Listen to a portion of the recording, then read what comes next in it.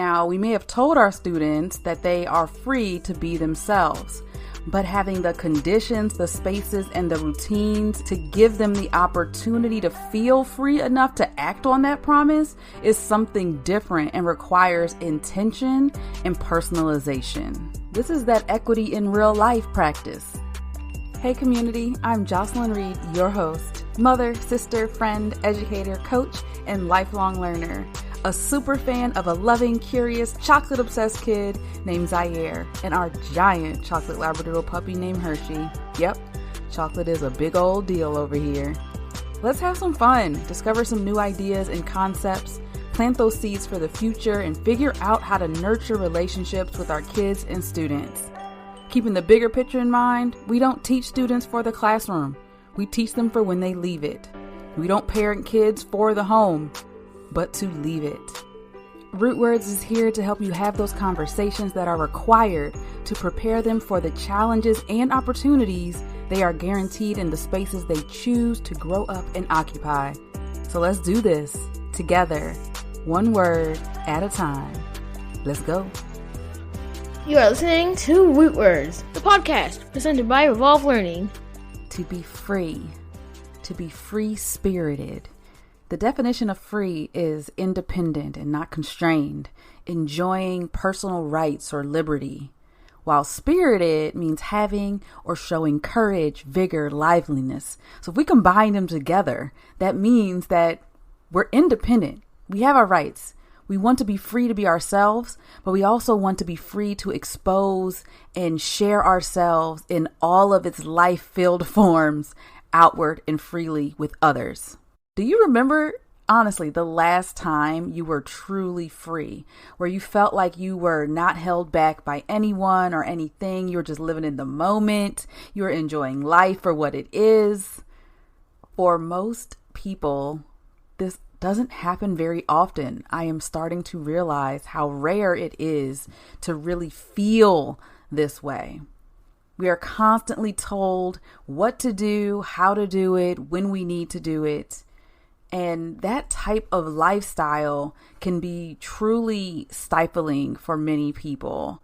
But there is a way to break free of these chains. And being a free spirit, I truly believe, means living life authentically, with purpose, being true to yourself no matter what anybody else thinks. And as educators, we have a unique opportunity to show our students what this looks like if we tap in to what that means for ourselves. We can do this by being passionate about our work, by living our best lives, treating each other with respect, but also being really intentional about how we model this behavior for our students. And we have to name it so that they will be able to do the same. As an educator, it's our job to teach not only content, but also skills that will last a lifetime. But what does it mean in the classroom to be a free spirit? When we realize that being creative and expressive and living life with purpose and power as your authentic self is the actual cheat code to being free, then and only then can we inspire and empower others to do it the same way. Now, to be free and feel free are two very different concepts to understand. One is a decisive state that you determine based on your context, while the other you act upon because of your particular context. Let me explain. It's like the add-ins to the sum, the parts to the whole of being free.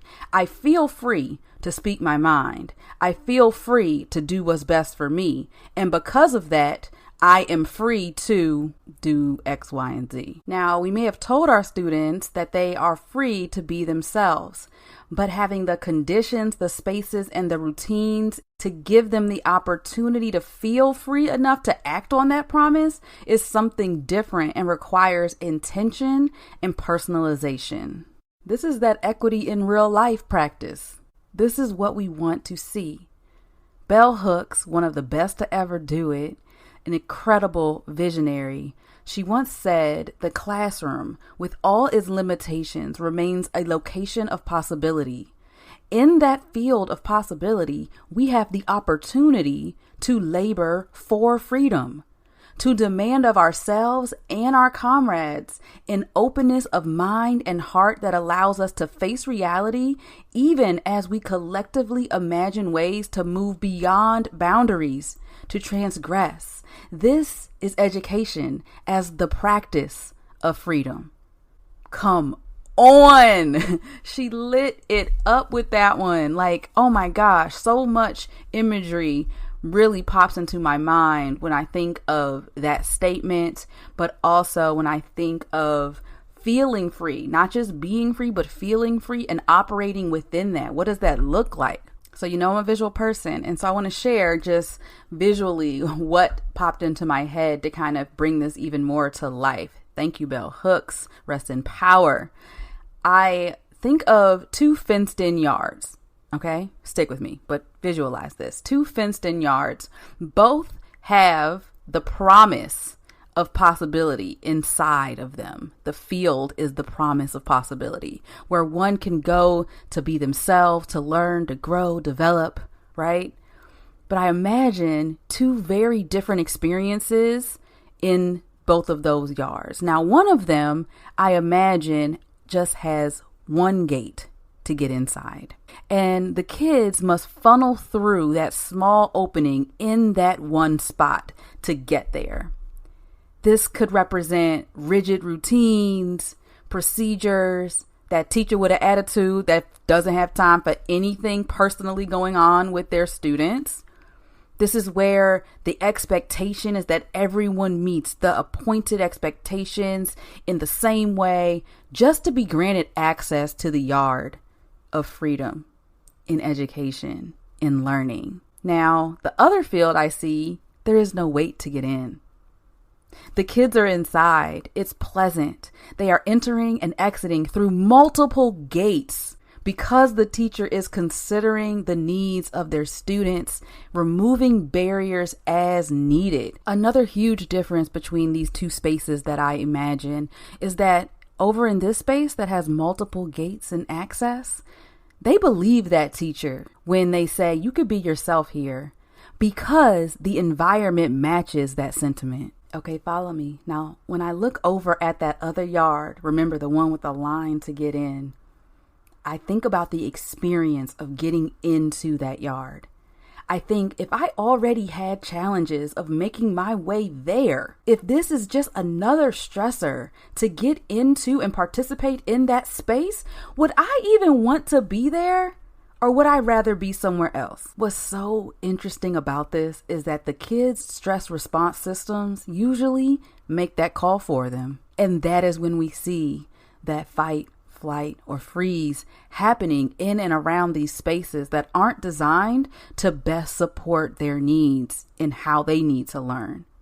Now, this also made me think about, and this connects, have you ever had that experience, maybe in college years or whatever, but you're going to get into that club? You're going to get in that club. It's a long line. So now you're standing there. It's hot. You're just waiting. If you might have heels on, you just want to get in there and have a good time, but there are barriers preventing you from doing it. When you finally get in there, after the bouncer finally lets you in, you kind of don't even want to be there. You spend all your energy just getting through the door. The same thing happens for many kids. All of their energy happened to just get through their door, get through your door, get through the school's door. The last thing they need is for additional barriers once they get there. Your environment has to match the desire you want for your kids. The most calm, safe, predictable homes and classrooms, that's where the kids want to be. That creates the buzz around your environments. Does it mean that you are less rigorous, that you lower your standards? Nope. It's a both and. It's social emotional learning, and it's DEI, and it's having high standards for your students. You can do that. Why? Because you created the conditions for students to exist and be open to learning and making mistakes there. All of it. All the above. I was watching a documentary on the visionary Alvin Ailey, and I could not help but to see it as a testament and evidence of what it looks like for someone to be all about excellence, rigor, challenging their students, truly demanding excellence.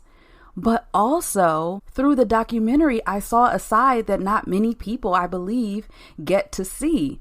And that was the fact that he created these conditions for his dancers to feel free and be free through their movement. And that had to come from his guidance and choreography, but also from them and what they brought to the table.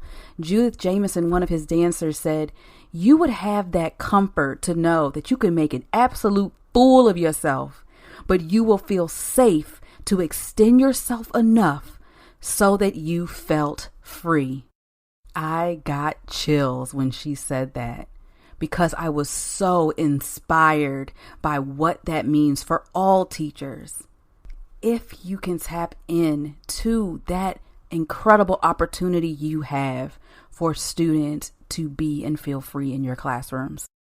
If you think about it, you probably have a favorite teacher, and odds are that was a teacher that contributed to who you are as a person in your life right now, which means they tapped into what you needed for you to grow and live the life that you choose to live right now. And for that, you had to be free. You had to be free to learn, free to be you, but also free to make mistakes. Okay, I got to drop some tips. Here are 5 ways that you can have a freedom-focused environment. Number 1, understand that when you give yourself permission to be imperfect, you take quicker action and you fail faster. The whole point is for us not to be perfect, but for us to be progressing. Number 2 is the understanding that you are free to fail, because we will continuously guide and lift you in this community. Not once, but every single time you fall. And that is our norm. Number 3, you are free to be you, because you will always have a way back with not only me as your teacher, but also your classmates. And I'm going to teach you the ways that we can reconcile and restore relationships. Number 4, understanding that you won't always feel free. Because of that fact that there will be spaces where you won't feel you are free to be yourself, in this place, we want you to know the difference so that you can advocate for yourself and your needs, or remove yourself from those spaces altogether that don't serve you. And lastly, number 5 is honoring that in this space, I know you have to be here. But the hope is that this is a space that you would choose to be in if you had that choice. So I have one question for my educators out there. Is your classroom a place that students would choose to go to, or would they choose to move away from your classroom? One indicator on whether you have a desirable classroom space is if students, whether in your classroom or not, even from previous years, find their way to your classroom. They're popping in, they're saying, hey, they want a hug, they want to know if they can come in there for lunch, after school. If your classroom is a space where they feel they can be themselves, free, calm, safe, predictable, word will get out. And you'll be surprised. Students that you've never even seen before are coming in and saying hi. Okay, let's see what Zai has to say on this concept of being free-spirited, being free to be yourself. Let's go. All right, it's Zai time. Hey Zai, welcome back to the show yet again for another episode. How are you? Good. Awesome. This is a big week for you. Why? Because that was my birthday. And how old will you be turning? 12. Oh my gosh, it's the last year before you become a teenager. Yep. I don't know if I'm ready. You should be ready. Why should I be ready? Because it'll still be the same. Oh yeah, you're right. You'll still be my kiddo, huh? Yes. All right. So this week we're talking about being free spirited. I kind of want to do something a little bit different this time. I'm going to start with a little bit of an exercise. This is how it goes. You ready? Mm-hmm. So I just want you to close your eyes and I'm going to say a few words and I just want you to tell us the first things that come to mind. Okay? Okay. Okay. You ready? Yes. Free. I say like people being free, like having fun. What do you visualize when I say the word freedom? Freedom, like Harriet Tubman. Okay. What about free spirited? I don't really have anything in mind for that. I don't know what that means. What comes to mind when I say spirit? Like your soul, Ooh, like like you in total. nice. Okay, open your eyes. So you said you didn't really know what free spirited means, so let's try to No. figure that out. So when you said free, you're thinking about like people having fun, Mm-hmm. and I think that's what you were visualizing, right? Yeah. And then you're saying spirit is like your soul. Mm-hmm. So if Like you you. right, so if you put that together, what is like that new definition that you might have come up with? Like I think it means that like you, like your soul, so like with what you are, or like what you like to do, is like free and having fun. Okay, so you're free to be you. So this also kind of goes with what we've been talking about in terms of being your most powerful self, being your authentic self, and now also that who you are, now being free to be that way in other spaces and with other people, right? Right. Is that what being free means to you? Yes. Why is it important for kids to feel like they are free? Well, because if they don't feel free, then they might be just bored, just like laying around, like watching TV or something. Like they might just be bored all the time. Like you want them to like have fun with their friends or like play games with you for them to feel free. Okay. Let me ask you a question. Who was your favorite teacher? Don't pick me. Like the thing is, like I would have to pick you. But think back to before you had me as your teacher. Okay. Think back to your school experiences and things like that. Do you have a Mhm. favorite teacher? It was definitely my third grade teacher. Definitely her. Okay. Now, why was that your favorite teacher? Well, because she was fun. She was really nice. She did a lot of activities with us. She barely ever yelled. Like yeah, she really helped out a lot of kids, especially the ones who needed help. Nice. Okay. So, how did that teacher make you feel? She made me feel like she made me feel authentic. Made me have fun in school. Oh, nice. Okay. So, on the contrary, the opposite of that, were there any teachers that made you feel like you couldn't be yourself? No. Well, that's good. Not a lot of kids can say that, honestly. I feel like there are a lot of kids that feel that way in school. So I'm really happy that you can say that you haven't felt like that. What advice do you have for teachers that want their students to feel free in their classrooms? Um, like last time, like activities. Do a lot of activities with them. Help out the ones who really need help. And yeah, that's all. One other thing that I wanted to talk about with you was about creativity. And I literally just got this idea when we sat down here to record. You made me a gift for Mother's Day. That was a couple weekends ago. What was that gift? It was a purple owl, and like so we got a purple owl with that's a mom, and then we have a purple owl that's a kid, and she's hugging them. So how did you make this? Well, I used my 3D printer to like I saw this a couple years ago. Go like and like because when I was about to make it, 3D printer really stopped working, and I couldn't make it, which made me really sad. But when we got it fixed, I was super happy. I made a couple of stuff, and then I thought about this again, and then I made it for her. Nice. It's one of my favorite things. Let me tell you why I asked you this, because I think oftentimes one of the easiest things that grown-ups can do is try to remove barriers of creativity for kids. I think you said a lot about activities, doing things, having fun, enjoying yourself as a way for your soul to feel free and you to feel free-spirited, right? Right. So I think we try to do as many activities, and I want you to have as many creative experiences as you like, as you desire, so that you can showcase yourself and like express yourself in as many ways as possible. Yeah, I like making things. I know. And so the thing about it is, by giving you these different things to do, as you get older, you're going to start realizing which of those things you really, really enjoy.